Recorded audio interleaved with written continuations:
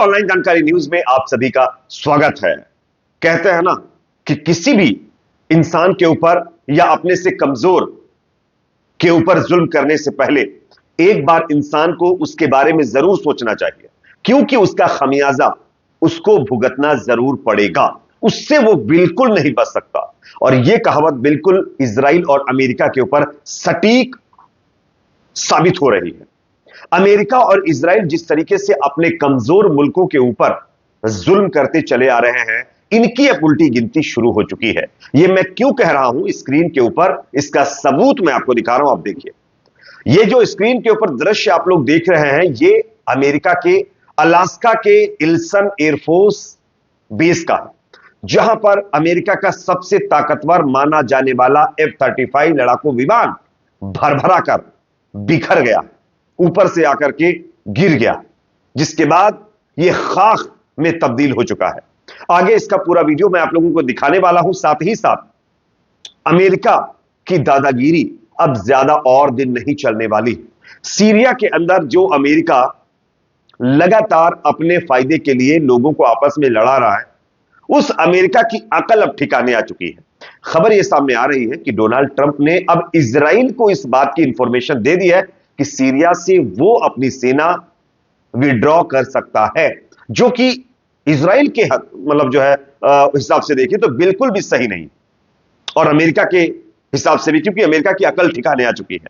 आगे मैं आपको इसके बारे में जानकारी देने वाला हूं। साथ ही साथ दोस्तों, जिस तरीके से इजराइल ने तमाम फलस्तीनियों को, गाजा के लोगों को इजिप्ट और जॉर्डन में शिफ्ट करने की मंशा रखी है अमेरिका के दम पर, उसको लेकर के ईरान का जवाब आ चुका है। ईरान ने सीधे सीधे तमाम यहूदियों को ग्रीनलैंड भेजने की बात कही है। किस तरीके से, आगे इसकी भी जानकारी मैं आपको दूंगा। साथ ही साथ दोस्तों, फलस्तीन के अंदर इजराइल की सेना जुल्म कम नहीं कर रही है। यहां पर अब पत्रकारों को निशाना बनाना शुरू हो चुका है, जो दुनिया के सामने फलस्तीन की सच्चाई रख रहे हैं।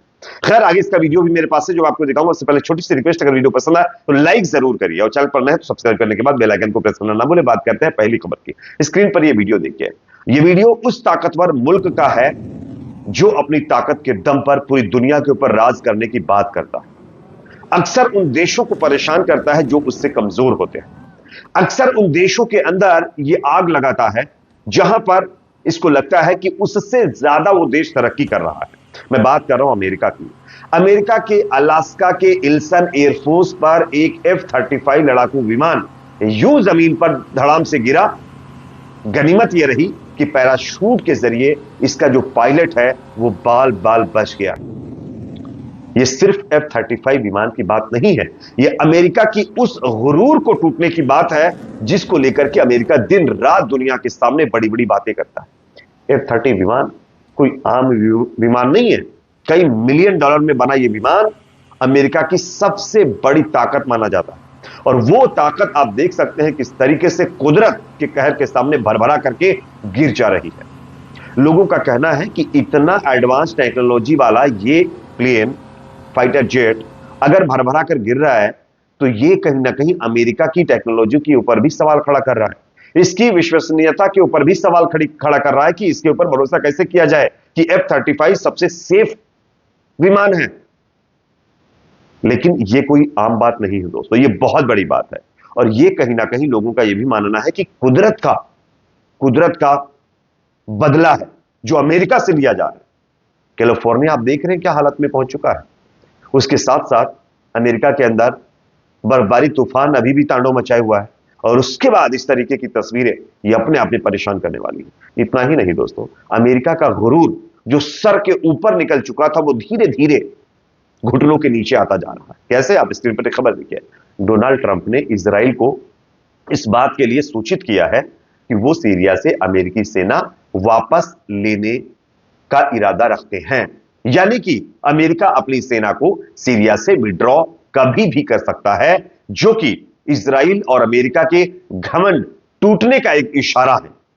आप सब जानते होंगे सीरिया से अमेरिका अपनी सेना कब विड्रॉ करे, कभी उसने ऐसा कहा ही नहीं है, लेकिन अब वो कह रहा है क्योंकि उसको पता चल चुका है कि उसकी ज्यादती अब ज्यादा दिन चलने वाली नहीं है। अगर वो इस तरीके से ज्यादती करता रहा तो भले ही कोई देश उससे बदला ले या ना ले, लेकिन हाँ, कुदरत उससे बदला जरूर लेगी। इसलिए ये डर करके कहीं ना कहीं इनको इस बात का रियलाइजेशन हो रहा है कि हम कुछ तो गलत कर रहे हैं, जिसे हमें अब रोकना चाहिए, और वो अब कहीं ना कहीं रुकता हुआ किसी भी एंगल से तो दिखाई दे रहा है। अब एक और अपडेट मैं आपके सामने रखता हूं। अब सब जानते हैं डोनाल्ड ट्रंप ने क्या कहा था कुछ दिन पहले कि गाजा को हम क्लीन करना चाहते हैं, फलस्तीन गाजा के जो लोग हैं उनको इजिप्ट और जॉर्डन में शिफ्ट करवाने का हमारा प्लान है। हम ये प्रेशर बना रहे हैं इन दोनों देशों के ऊपर कि वो गाजा के लोगों को वापस ले लें। उसके बाद जॉर्डन का, इजिप्ट का, तमाम और मुल्कों का बयान आ गया। उन्होंने कहा कि ये बिल्कुल गलत बयान है, इस तरीके की बयानबाजी नहीं करनी चाहिए और ऐसा सोचना भी कहीं ना कहीं गुनाह है। और उसके बाद अब ईरान का बयान आ चुका है। ईरान ने कहा है कि भाई फलस्तीन के, गाजा के लोगों को आप जॉर्डन और इजिप्ट क्यों शिफ्ट कर रहे हो। अमेरिका को जवाब आया है ईरान का। कहा है ईरान ने कि हम ये कहना चाहते हैं कि जितने भी ये यहूदी फलस्तीनी जमीन पर कब्जा अवैध तरीके से जमा कर बैठे हुए हैं, इनको ग्रीनलैंड जो है अमेरिका भेज दे। इजरायलियों को ग्रीनलैंड भेज दिया जाना चाहिए क्योंकि इनकी जगह वहां है। ये तो फलस्तीनियों की जमीन है, आप इनसे नहीं छीन सकते। हां, उसके बदले में यहूदियों को आप जरूर शिफ्ट कर सकते हैं क्योंकि वो नाजायज तरीके से फलस्तीन में रह रहे हैं। ये अपने आप में दिखाता है कि ईरान लगातार जवाब दे रहा है और कह रहा है, इशारा भी कर रहा है कि आप अगर थोड़ी भी हिमाकत करेंगे किसी से गलती करने की तो इसका अंजाम आपको भुगतना पड़ेगा। एक और अपडेट आ रहा है दोस्तों, फ्रांस ने भी डोनाल्ड ट्रंप के उस फैसले को गलत बताया है जिसमें उन्होंने गाजा फलस्तीन के लोगों को जॉर्डन और इजिप्ट में शिफ्ट करने की बात कही थी। आप देख सकते हैं मैक्रोन का बयान है। उन्होंने कहा कि फ्रांस ने कहा कि गाजा में फलस्तीनियों का जबरन विस्थापन अस्वीकार्य है, अनएक्सेप्टेबल है, यह बिल्कुल भी सही नहीं है। ये कहीं ना कहीं अमेरिका और इजराइल के लिए उल्टी गिनती जैसी खबरें हैं क्योंकि तमाम मुल्क भी जान चुके हैं कि इनकी ज्यादती हद से ज्यादा हो चुकी है।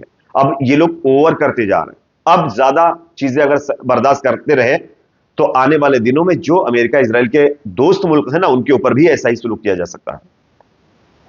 तो कहीं ना कहीं फ्रांस ने भी इस पर जवाब दिया है। साथ ही साथ अब मैं आपको ऐसी तस्वीर दिखाने जा रहा हूं जो अपने आप में बहुत ही ज्यादा दुखद है। इजराइल की ज्यादती बंद नहीं हुई है दोस्तों। इजराइल अभी भी गाजा के अंदर अपनी ज्यादती कर रहा है। कैसे? स्क्रीन पर यह खबर आप देखिए और वीडियो देखिए। इजरायली कब्जे वाले जो अवैध तरीके से कब्जा करके इजराइल बैठा है वेस्ट बैंक में, जहां पर सीधे पत्रकारों को आप देख सकते हैं इजराइल की सेना टारगेट कर रही है। और जो तुलकर्म एक इलाका है, जो शहर है, वहां पर जिस तरीके से इजराइल की सेना लोगों पर जुल्म कर रही है उसको ये पत्रकार कवर कर रहे हैं। और वो इजराइल के गुनाहों को कवर ना कर सकें इसके लिए उनको हटाने की कोशिश कर रहा है और उनके ऊपर ही अब हमले शुरू कर चुका है, जिसका ये जीता जागता सबूत आपके सामने। कहते हैं ना, देर है अंधेर नहीं। रुक जाइए इजराइल, तुम्हारा वो हाल होगा जिसके बारे में तुमने कभी सोचा भी नहीं होगा। आने वाले दिनों में आपका अमेरिका जैसा गुरूर टूटने वाला है और जल्द ही इसकी शुरुआत होगी, ये तमाम लोग कह रहे हैं। इस पर आपकी राय कमेंट सेक्शन में रखिए। वीडियो पसंद है तो लाइक करिए, शेयर करिए, चैनल पर नए तो सब्सक्राइब जरूर करें।